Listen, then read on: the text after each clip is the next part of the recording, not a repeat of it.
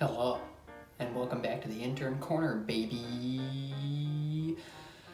Today we're going to talk about something that's a little near and dear to my heart, the Chicago Bulls. I realized that I forgot to mention Benny the Bull in the many reasons why the Chicago Bulls are worth loving. Benny the Bull is the greatest mascot of all time. He is lovable and he is beloved. I love you, Benny, and I apologize for my mistake.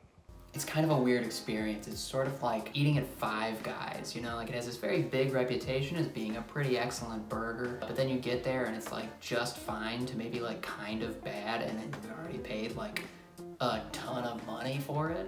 And that's kind of how I feel about the Chicago Bulls.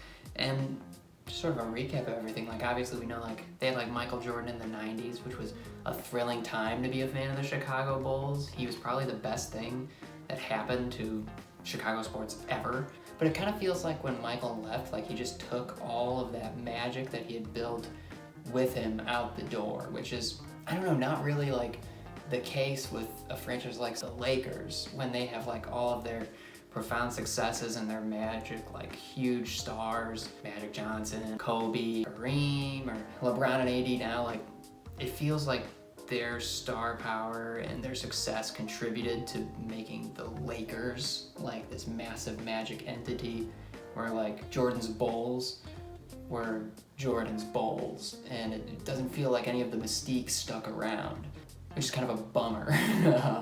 And it's especially like a bummer for me because like I was not a conscious entity when Michael Jordan was playing basketball, like I was barely perceiving shapes, let alone the complexities of a triangle offense.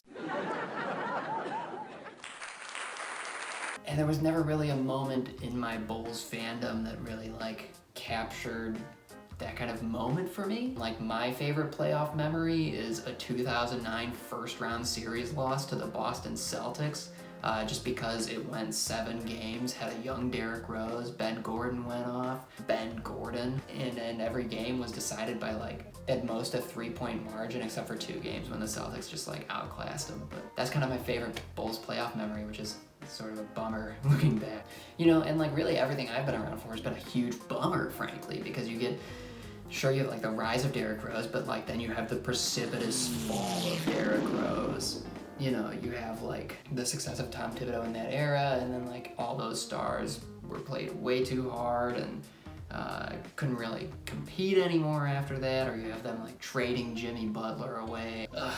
There was a time when like I really believed that like Omer Asik was gonna be like a legit stud in the league. I was like, oh, this guy's a nightly double-double, fucking defensive paint presence, pass as well as any big out there.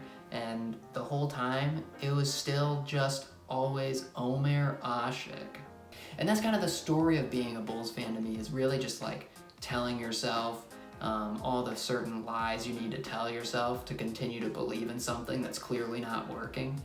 Like now I spend all my time convincing myself that like Wendell Carter Jr. is gonna be like next gen Al Horford, or that like Laurie's gonna be like Dirk divided by Ryan Anderson, or that like Zach LaVine will like play for a different team.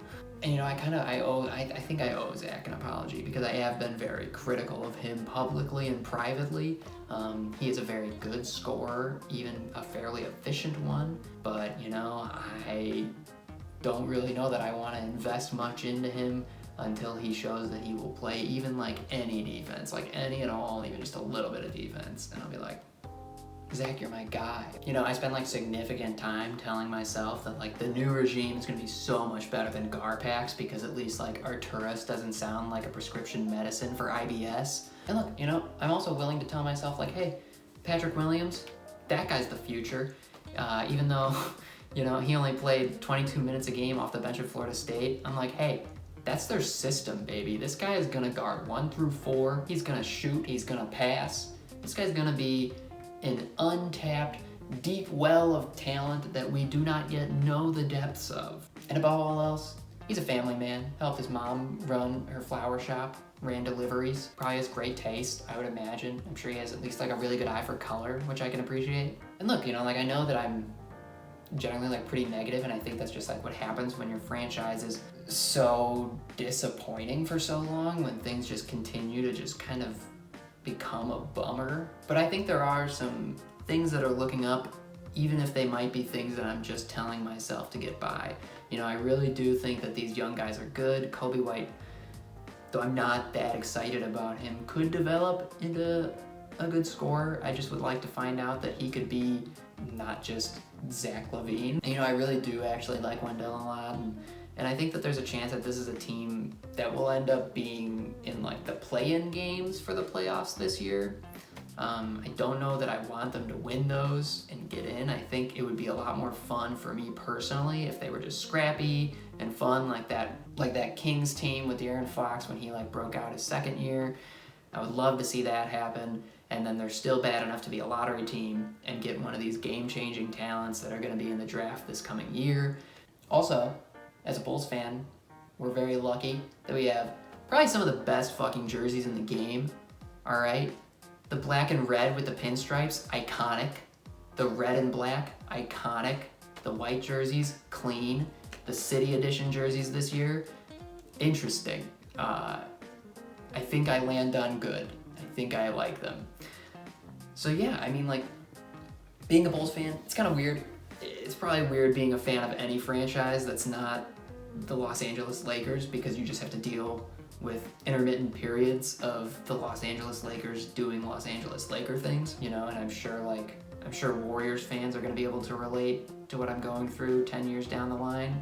And I hope that they can kind of do what the Clippers did, where they were just good enough with the guys they have that they can actually go out and get that really big legitimate star in free agency that puts them over the top. And then hopefully that guy isn't a giant fucking weirdo who decides he wants to like live in fucking Springfield instead of Chicago or some shit. Shots at Kawhi. I don't mean it, Kawhi. If you want to come play for the Bulls, you'd look great in red and black. You already did in Toronto. So yeah, that's kind of my thing. I like the Bulls, even though they continue to hurt me, but I believe that things are looking up. So, hey, thanks for watching Intern Corner. This series is pretty special. It's pretty good. And I think that it would be hard to find anything else online talking about basketball that talks about it in the stupid, dumb and pointless way that I talk about it. This is a conversation that anyone could be a part of, because you don't need to really know what I'm talking about. You just need to get the feeling of it, get the vibes, find the little sillies in it. So bring your friends along, you know, share these videos, like the videos, helps us out. Leave a comment if you want to be rude to me, more than welcome. And please subscribe to the channel, helps us out, get the word out. We want to make sure that everyone else is invited to the party. Party's fun. Come on. See ya.